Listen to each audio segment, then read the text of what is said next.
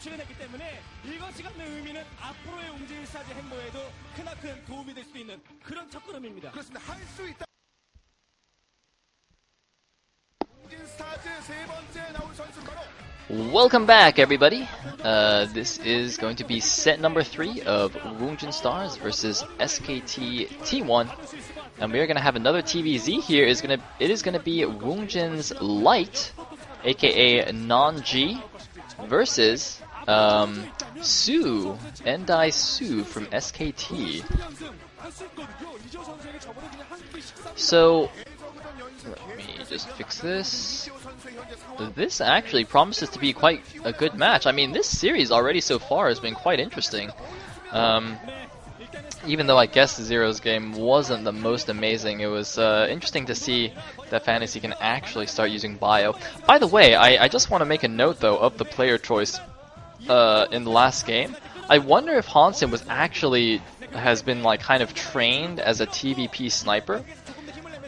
Because, you know, the big 3 players on SKT are Fantasy, Bisu, and Best. So, you know, Fantasy was played in set 1, and then the Stars coach was like, oh, okay, they'll probably play Bisu or Best, so I'm gonna send out my TVP sniper, Hansen. So this random guy, it's quite possible, has just been, like, practicing just for that day, his TVP.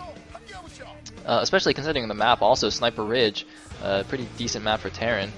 So, yeah, it could have just been a successful snipe. Anyway, enough of that. Going on to these players, Light, of course, basically known for his TBZ. And Su is... I'm not sure if he has any particular matchup he's amazing at. I think he's overall quite a strong player. You know, people used to joke about the SKT Zergs, but recently they've been doing quite well. Su and Hyuk. Yeah, so let's see what we can do here. Unfortunately, I believe his last ZBT, spoiler alert, was the one against Flash. Correct me if I'm wrong, I don't know if he played one in between then and now, but the last one that I remember is him versus Flash, where he just died to 7 Marines, a medic, and a Firebat. He just didn't have anything outside of Flash's base, he did not see the first attack, and he just kind of died to nothing. So that was a little bit silly.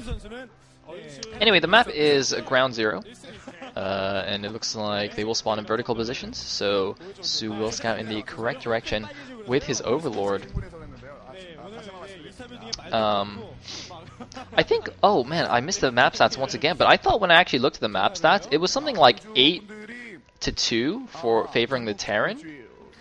I don't know, can somebody confirm that actually? But I thought that, interestingly, the map stats seem to show a huge Terran imbalance in this matchup. I don't know. Anyways. What is... Oh, they're showing Lights V versus Zerg versus Protoss. 10 something, 5 something? I'm not really sure what that means on the screen. Anyways. Oh, looks like Light preparing himself for the upcoming battle against Su. Su's got some pretty crazy glasses, by the way.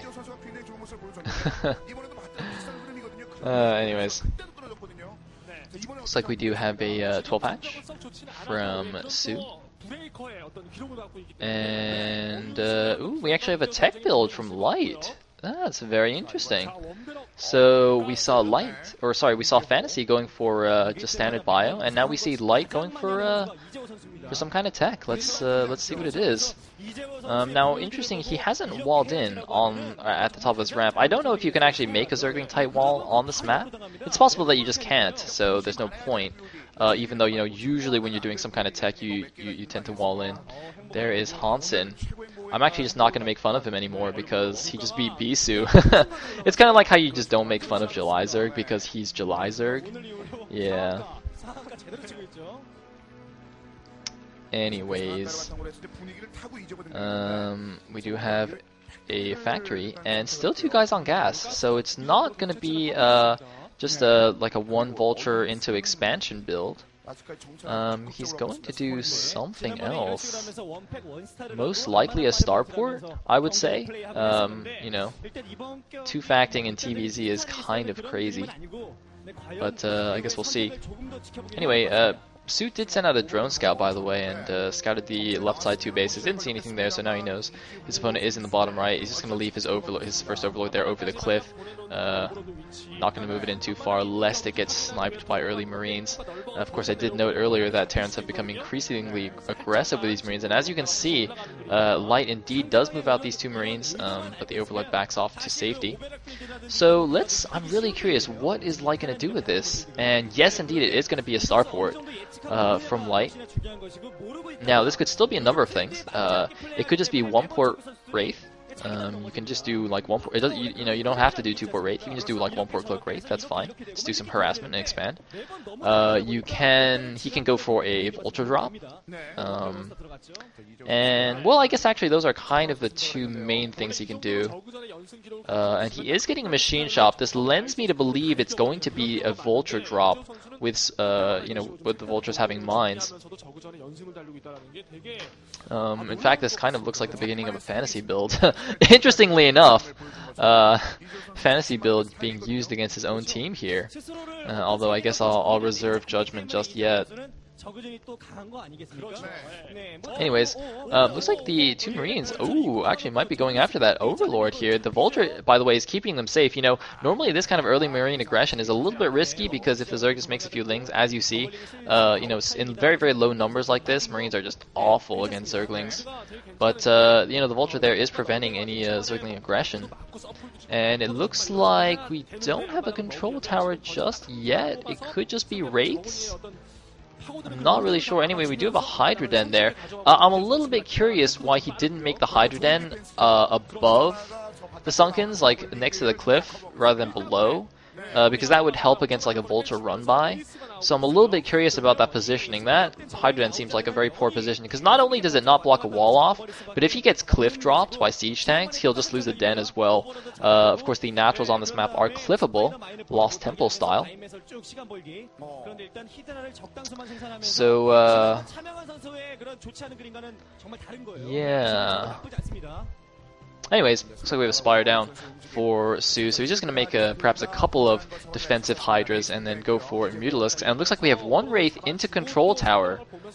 I'm still not 100% sure what this is. I really want to say it is a Vulture drop after this, but it looks like, he got speed, he's going, like, pretended to do a run by. I don't know, I feel so nervous. Because every time I miscall a build, somebody's like, this guy's so terrible, he doesn't know what he's talking about. And I'm afraid TVZ is not exactly my strong suit since I am a Protoss player. So the first Wraith is going to come in here, do some harassment. Now the Hydralisks don't have any upgrades, so it's going to be a little bit annoying for him to deal with this. Actually, wait, those look like quite fast Hydralisks. It looks like he actually got Hydra speed. Okay, never mind. Those are actually speed Hydras, so those are going to defend that Wraith just fine. But he does, that does mean he has to keep his Overlords around at home. He's not going to have any Overlords out on the map spotting for him. And looks like a bunch of spider mines laid about on the map. One Zergling going to clear one of those guys up.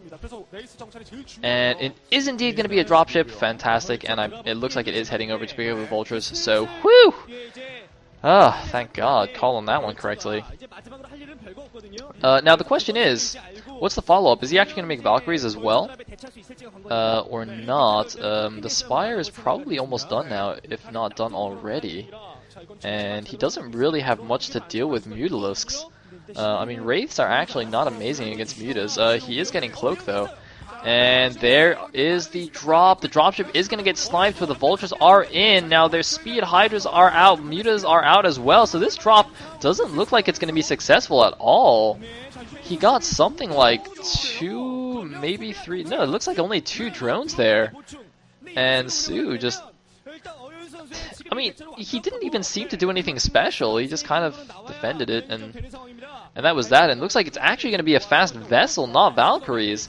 Now the turrets are up in time. There are 2 Wraiths there as well to help defend. They do have Cloak, and there's no Overlord in sight, so they will kind of help out against these Mutas. But Light's build has just not really been effective this game, and I don't know whether to blame the build or whether his execution was somehow messed up. I mean, his execution seemed okay. Su just, you know, had a good reaction, calm reaction, and is fine. Although it looks like he's actually losing a lot of mutas here to these cloaked wraiths. Oh my god! The wraith's actually taking down, doing a lot of damage to the mutas. Is he going to get one more? Not quite. It's actually very interesting because due to damage types, wraiths are actually not amazing against mutas. They do explosive damage on their anti-air attack. And I believe mutas are small. I hope I'm right on that. I think they're small unit type. So wraiths only do half damage. Anyways, looks like we actually had a cancelled building there. I think Light actually built the barracks higher, but then he cancelled it and rebuilt it lower so it was closer to the turret. Just so it would be more defended against the mutas. And oh, it looks like one poor Wraith actually has no energy for Cloak, but his two cloaked buddies there are going to help him out. And Su, is he going to lose one more muta here? Oh, it looks like one more Wraith actually ran out of Cloak. So only one Wraith now is kind of warding off this whole pack of mutas, and no, Su is going to chase that guy down. Oh my god, Su making a mistake there. He thought he could have finished off the Wraith with the last volley, but instead the Wraith survived with like 5 HP. That looks actually like 3 HP to me. Pretty big blunder there by Su. I mean, it's not game changing, but it's probably a little bit miffed that he didn't get that. Anyways, a nice defense at the front, by the way. 2 bunkers and 2 siege tanks. A lot of times what happens when Terran does this kind of fancy harassment build is they get a little bit too caught up in the harassment and they don't build enough defenses that they're natural. So when the Zerg finally decides, okay, you know, I've had enough of this, and he just attacks, then Terran just like rolls over and dies. So it's really funny because a lot of times, you know, the Terran will look like he's in a good position. Oh, you know, he's doing fancy Wraith harass, he kills some thrones, yada yada yada. And then, you know, 12 Hydras just walk into his base and kill him. It's actually quite funny when that happens. Anyways, looks like Su is actually double expanding now to the 12 o'clock 2 bases there, 12:30 and let's see, 11:30 base. And there's actually 2 vessels and 2 wraiths. Interestingly, Su does not seem to be stacking those mutas. That's probably intent. Actually, I wasn't paying attention if he was stacking them while he was going in for the attack, but it could be intentional to avoid, you know, taking the full effect of an irradiate. And notice how Light is actually building his barracks kind of in a circle, in a ring around his turrets, just to help defend them against the mutalisks. But he is just transitioning into mass bio units, and I think Su will have to get some lurkers soon. Oh, there's the irradiate. Oh, the double irradiate on the mutas. He still split one muta out, but the other muta does a lot of damage to the pack. And it looks like Su's muta pack, he manages to salvage like 5 or 6 mutas, but they are heavily damaged. Looks like 5 kills between the 2 vessels. I think that was 5. And the rest of the muta is heavily damaged, so it's going to be very difficult for them to harass for a while. And there is the cloak on the wraiths. Su's got to be careful. If he chases them too far, he will lose a lot more mutas just because of how damaged they are already. But he does have some lurkers out now.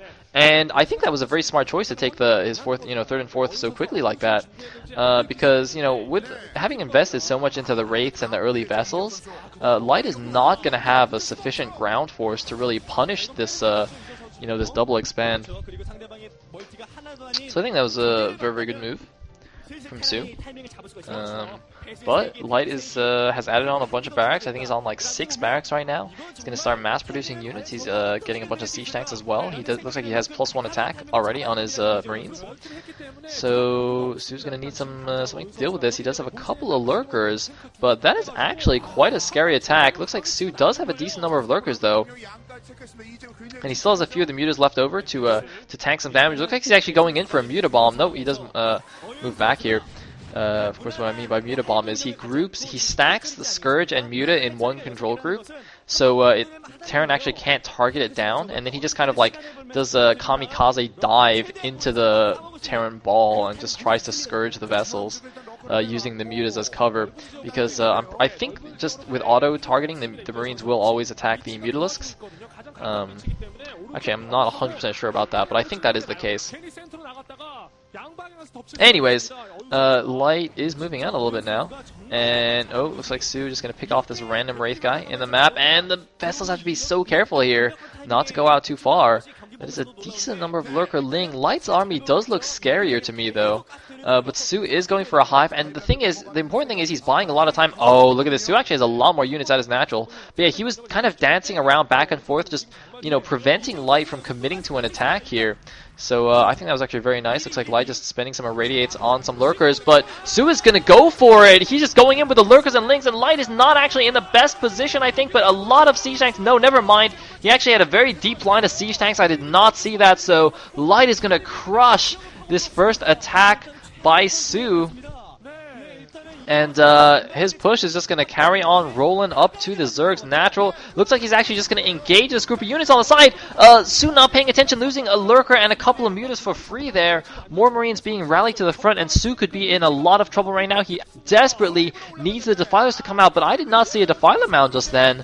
I did not see a Defiler mound. The hive is done, but I did not see Defilers, but a lot of siege tanks are out. That is so many siege tanks. 6 siege tanks it looks like, and Su's going in once again. He's going to pick off a couple of these tanks, but it is not nearly enough. So many units remaining for Light. Su is in a lot of trouble here, and if Light wins, that would mean Wounded Stars going up 2-1 against SKT. Kind of an unexpected result here. Of course, SKT, I believe, prior to this match, they are number 1 in the standings. Is that correct? I think they're actually higher than CJ even. So yeah, that is very interesting. Of course, Woongjin is something like 6 or 7. Anyways, looks like we have another base at the top left for Su, but that's not going to matter if he just loses his main and his natural. I mean, you know, even though he's going to have more economy, like what? That doesn't do anything. And looks like only Lings remaining. Some more lurkers and Lings coming in from the back. The one lone lurker burrowing while getting irradiated. And, you know, Su's going to lose his natural, he's going to lose his den. He won't be able to produce any more lurkers. Hopefully he remade that already somewhere else. But even if he did, I mean, what can he do? He's at, you know, 55 supply against 98 supply for Light. And there's the GG.